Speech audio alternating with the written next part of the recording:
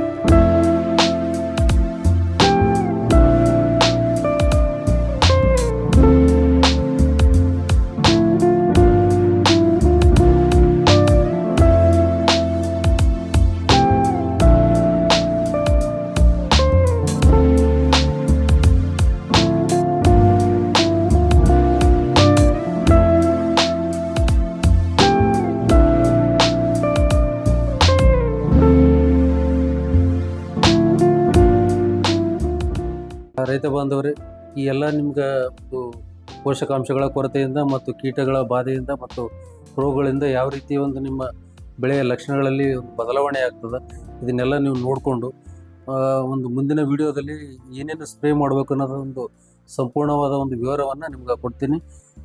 ಇದನ್ನು ನೋಡಿ ನೀವು ಮುಂದಿನ ವಿಡಿಯೋನ ನೀವು ನೋಡಿದರೆ ನಿಮಗೆ ಯಾವ ರೀತಿ ನಿಮ್ಮ ಹತ್ತಿ ಬೆಳೆಯನ್ನು ನೀವು ನಿರ್ವಹಣೆ ಮಾಡಬೇಕು ಅನ್ನೋದು ಸಂಪೂರ್ಣವಾದ ಮಾಹಿತಿ ನಿಮಗೆ ಗೊತ್ತಾಗ್ತದೆ. ನಮಸ್ಕಾರ, ಧನ್ಯವಾದಗಳು.